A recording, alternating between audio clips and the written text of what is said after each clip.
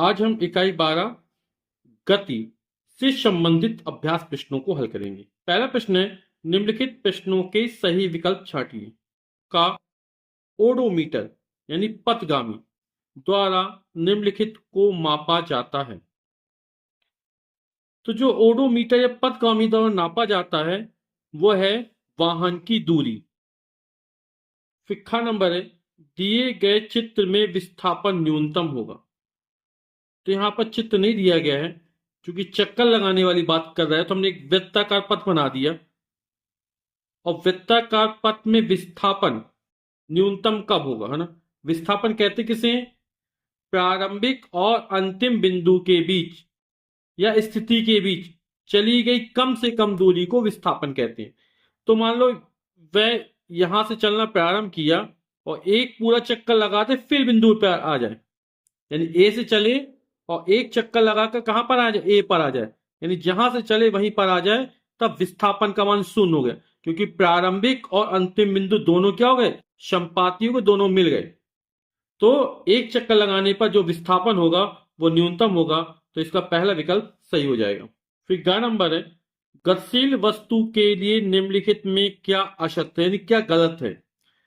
समय के साथ दूरी अपरिवर्तित, यानी समय बदल रहा है, दूरी अपरिवर्तित है, दूरी वही है, तो वस्तु स्थिर नहीं हो गई।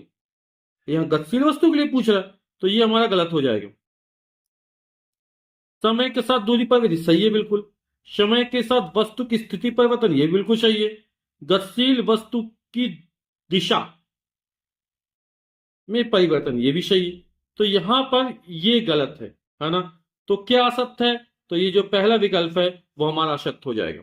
घ नंबर, किसी गतिशील वस्तु में निम्नलिखित में क्या असत्य है।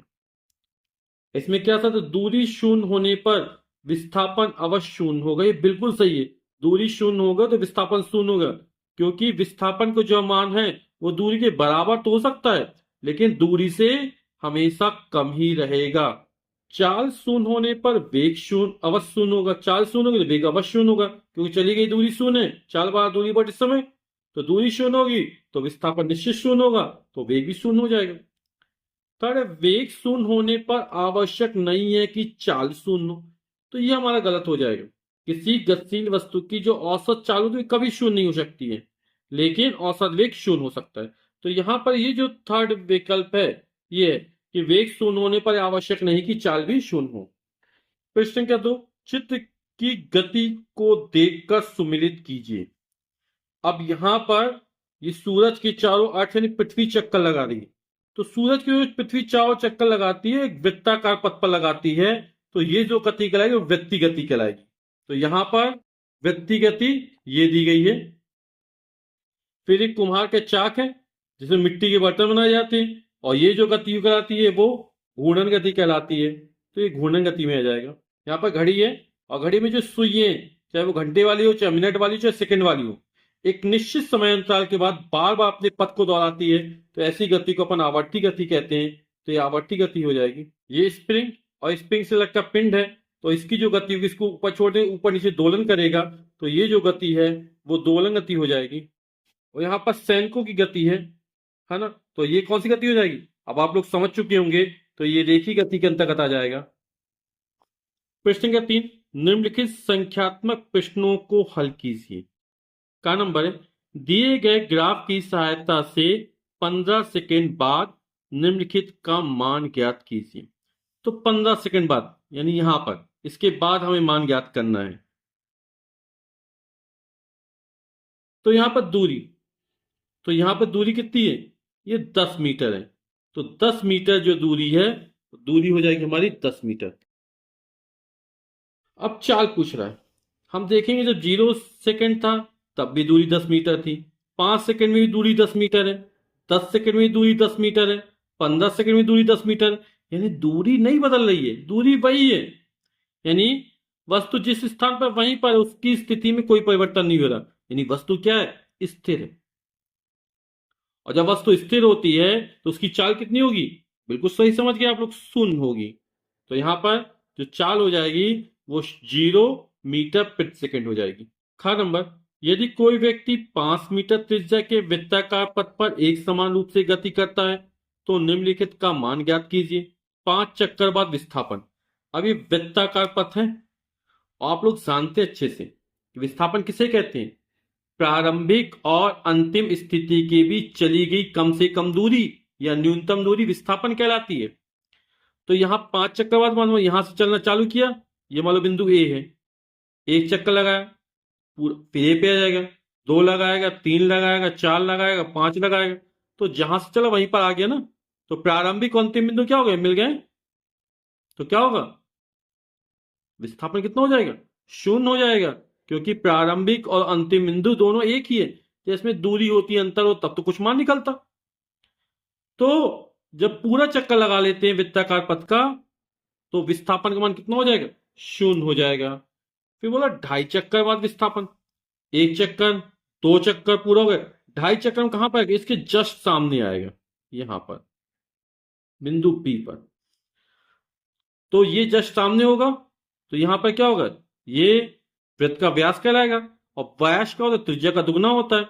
यानी ये आर है तो ये आर, न्यूनतम दूरी ये कहलाएगी, कम से कम दूरी। ये तो दूरी का मान बहुत ज्यादा हो जाएगा। कम से कम दूरी ए बी, ये वाली व्यास चल। तो यहां पर ये 2r, त्रिज्या का दुगना है ना। 5 मीटर त्रिज्या है तो विस्थापन कितना हो जाएगा? 2 गुणे 5 बराबर 10 मीटर। गाय दिए गए चित्र के अनुसार एक कार 2 घंटे में बिंदु ए से प्रारंभ करके बिंदु बी सी से होते हुए बिंदु डी पर पहुंचती है। यानी ए, फिर बी, फिर सी, फिर डी पर पहुंच गई। कार की दूरी ज्ञात करें। तो दूरी पहले 4 मीटर चली ए से बी तक, फिर बी से सी तक 8 मीटर चली, फिर सी से डी तक 10 मीटर चली, तो डी पर पहुंचती है। तो तय किए गए पथ या रास्ते की जो लंबाई होती है वही दूरी कहलाती है। तो 4 किलोमीटर, 8 किलोमीटर, 10 किलोमीटर जोड़ देंगे तो 4 में 8 जो 12, 12 में 10 जोड़ 22 किलोमीटर जो हो जाएगी वो हमारी चली गई कुल दूरी हो जाएगी कार की। फिर बोला विस्थापन ज्ञात कीजिए। तो ए और डी के बीच जो कम से कम दूरी होगी ये दूरी है। ये दूरी बहुत ज्यादा हो जाएगी, तो ए को डी से मिला देंगे तो यही कम से कम दूरी है। और ये दूरी कितनी है? 10 किलोमीटर दे रहा, तो जो विस्थापन होगा वो 10 किलोमीटर हो जाएगा। प्रश्न संख्या 4, निम्नलिखित प्रश्नों के उत्तर लिखिए। का वेग का एसआई मात्रक लिखिए। तो वेग का एसआई जो मात्रक होता है वो मीटर प्रति सेकंड होता है। एक दिन में कितने घंटे होते हैं? तो आप लोग अच्छे से जानते हैं एक दिन में जो होते हैं वो 24 घंटे होते हैं। दिए गए दूरी समय ग्राफ में ज्ञात कीजिए यदि गति बिंदु O से प्रारंभ होकर बिंदु S पर समाप्त होती है। तो यहां पे गति O से प्रारंभ हो रही है और S पर समाप्त हो रही है। ये दूरी y अक्ष पर दूरी ले गई मीटर में, x अक्ष पर समय सेकंड में लिया गया। तो ये दूरी समय ग्राफ हो गया। अब इस दूरी समय ग्राफ में हमें चली गई कुल दूरी ज्ञात करना। तो हम देखेंगे यहां से O से चलना प्रारंभ करता है, P तक गया, तो चली गई दूरी कितनी है? 15 मीटर।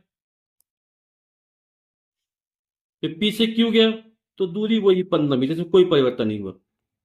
फिर Q से R गया तो यहां 15 मीटर पे था, फिर 25 मीटर तक पहुंचा, तो अब कितना चला? 10 मीटर और चला। फिर R से S पे आया तो 25 मीटर से फिर 0 पर आ गया, यानी ये जो दूरी होगी वो 25 मीटर होगी। तो कुल दूरी कितने? 15, 10, 25, 25, 50। तो चली गई दूरी जो कुल हो जाएगी वो 50 मीटर हो जाएगी। फिर कह रहा औसत चाल। औसत चाल बराबर होगा चली गई कुल दूरी बटे कुल समय। चली गई कुल दूरी ये हमने जोड़ के 50 मीटर है, और यहां कुल समय था ओ से चले एस पर पहुंचे तो कुल कितना समय लगा? 16 सेकंड का समय। ये सेकंड मिलकर समय किसमें? सेकंड में।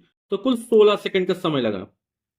तो 50 में 16 का भाग कर देंगे, 16 3 48, 49 50, 2 बचा, 16 कम 16, 4 बचा, 16 दूनी 32, 8 बचा, 16 पंचे 80, तो 3.125 और 4 का मात्रक मीटर प्रति सेकंड, क्योंकि दूरी मीटर में दी गई है और समय हमको सेकंड में दिया गया है, तो मात्रक हो जाएगा मीटर प्रति सेकंड। फिर बोला कब से कब तक वस्तु विरामावस्था में रहेगी? तो यहां से P से Q, यहां पर दूरी में कोई परिवर्तन नहीं हो रहा है। वो P पर भी 15 मीटर है और Q पर भी 15 मीटर, यानी P से Q तक जो वस्तु है वो विराम अवस्था में है। तो कार्य A तथा B क्रमशः बिंदुओं P तथा Q से एक दूसरे की ओर एक ही समय में चलना प्रारंभ करती है। यदि कार A बिंदु Q तक तथा कार बिंदु B P तक क्रमशः 5 मिनट तथा 10 मिनट पहुंचती है, तो जो कार है ए कार, है ना, वो क्यू तक पहुंचने में कितना समय ले रही है? 5 मिनट का समय ले रही है। बी कार है, वो पी तक पहुंचने में कितना समय? 10 मिनट का समय ले रही है। अब दूरी हमारी वो ये पी क्यू, इसमें परिवर्तन नहीं। तो हम जानते चाल बराबर जो होता है वो दूरी बटे समय होता है। अब दूरी दोनों में समान है, तो समय कमान जिसमें कम होगा, यानी जो कम समय में दूरी तय कर लेगा, उसकी चाल ज्यादा हो जाएगी। समझ रहे हैं आप लोग? यहां पर ये दूरी दोनों में सेम है। कार ए पी क्यू दूरी तय करती है, कार बी क्यू पी दूरी तय करती है, पी क्यू दोनों एक है। तो यहां पर कार ए को कम समय लग रहा है, यानी इसकी चाल क्या हो जाएगी? तेज हो जाएगी, यानी ये जल्दी पहुंच रही है। समय कम लग रहा ना, तो चाल क्या हो जाएगी? तेज हो गई। तो किस कार की चाल अधिक है? तो कार ए की चाल अधिक है। क्यों अधिक है? क्योंकि ये निश्चित दूरी कम समय में तय कर रही है।